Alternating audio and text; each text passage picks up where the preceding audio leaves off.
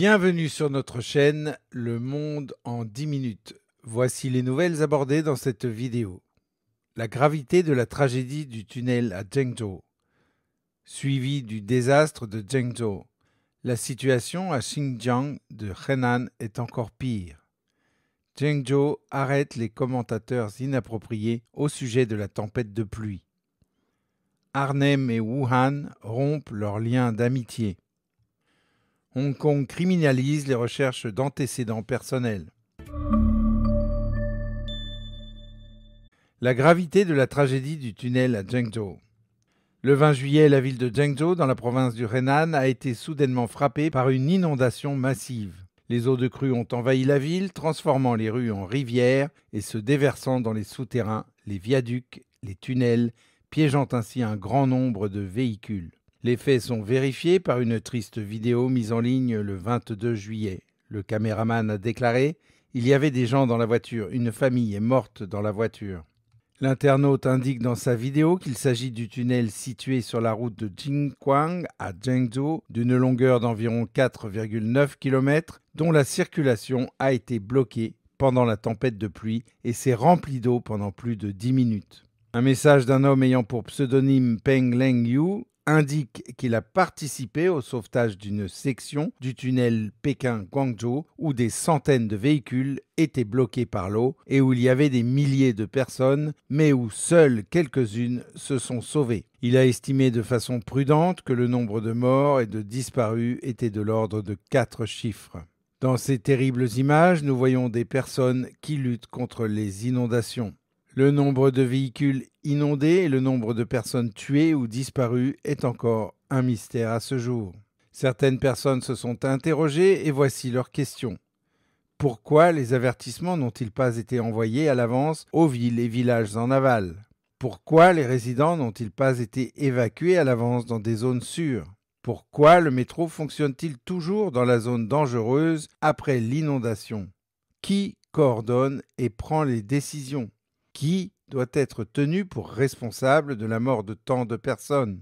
Ayant laissé le peuple dans l'ignorance en restant silencieux, quelle responsabilité les médias ont-ils quant au manque d'informations sur les morts et les blessés? Suivi du désastre de Zhengzhou. Le 22 juillet, des responsables du Parti communiste ont affirmé que les inondations avaient fait 33 morts et 8 disparus dans la province du Henan. Mais le monde extérieur comprend maintenant que le plus grand désastre se trouvait dans le tunnel de la route de Jinguang. Dans la nuit du 22 juillet, devant l'entrée du tunnel Pékin-Guangzhou, plus d'1 millier de familles de disparus se sont tenues au bord de la route pour assister à la tragédie du tunnel de la mort.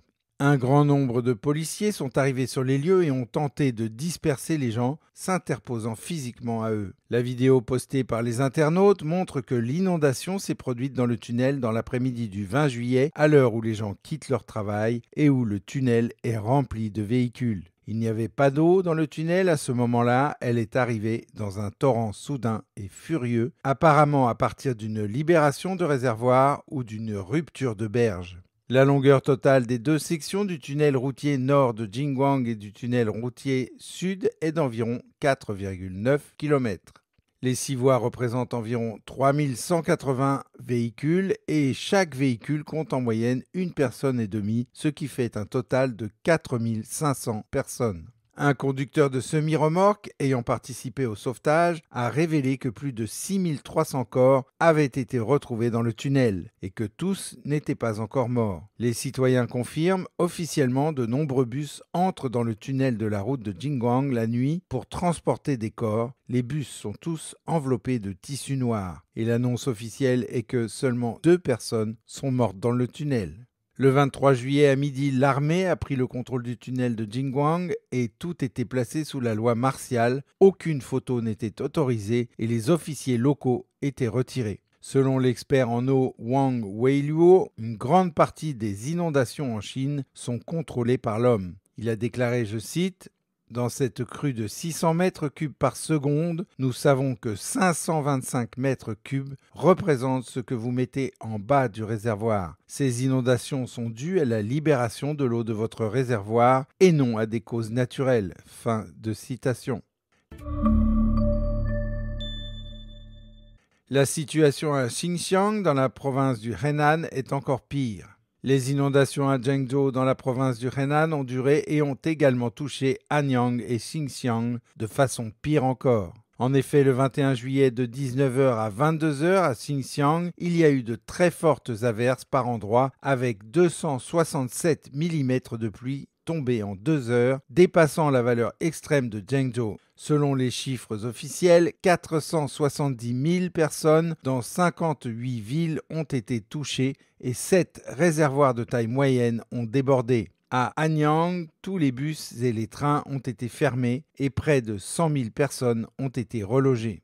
Le 22 juillet, le microblog officiel du Henan Traffic Broadcasting a indiqué qu'à la fin de la journée, 103 comtés, villes et districts et 877 cantons de la province du Henan avaient été touchés par la catastrophe avec 33 morts et 8 disparus. 376 000 personnes ont été relogées, 215,2 milliers d'hectares de cultures ont été touchés et les pertes économiques directes se sont élevées à 1,22 milliard de yuan.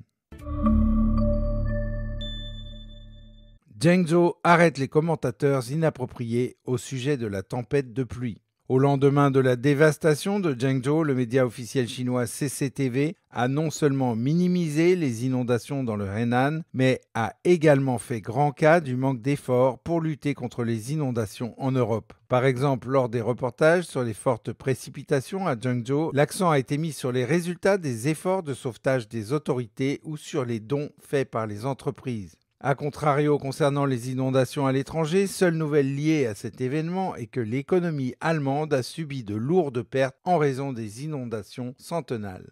De nombreux internautes se sont moqués sur Weibo. Je pensais que c'était Zhengzhou, mais à y regarder de plus près, c'est l'Europe. Que de la publicité, pas de nouvelles. Comment ce gouvernement peut-il avoir le moindre sens des responsabilités envers le peuple ? Dans le même temps, les autorités ont commencé à arrêter les commentateurs inappropriés et à dissiper les rumeurs. Le site web Hongdao Travel a été le premier à être arrêté. Le site web a alors présenté ses excuses le 21 juillet en déclarant que les tweets publiés le 20 juillet étaient inappropriés et avaient été supprimés et qu'il considérait cet incident comme un rappel pour renforcer la révision interne du contenu afin d'éviter des erreurs similaires. Arnhem et Wuhan rompent leurs liens d'amitié.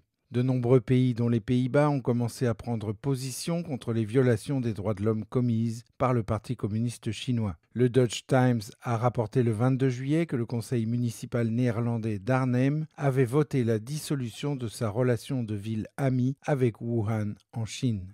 Certains partis politiques ont déclaré qu'il était immoral de maintenir des relations amicales avec la Chine dans une situation où le Parti communiste chinois commet des violations massives des droits de l'homme et où la situation des Ouïghours et d'autres minorités ethniques en Chine se détériore. Le leader du parti de la pensée néerlandaise, Denk, a déclaré que le conseil municipal avait essayé de maintenir les relations avec Wuhan en demandant au Parti communiste chinois d'étendre ses droits de l'homme, mais pour le conseil municipal d'Arnhem, il n'était plus nécessaire de discuter avec Wuhan et couper les liens était la seule bonne décision. L'équipe voulait également bloquer la participation des entreprises communistes chinoises aux appels d'offres municipaux. Pour le parti de la pensée néerlandaise, les liens entre la Gueldre et la province du Hubei sont terminés.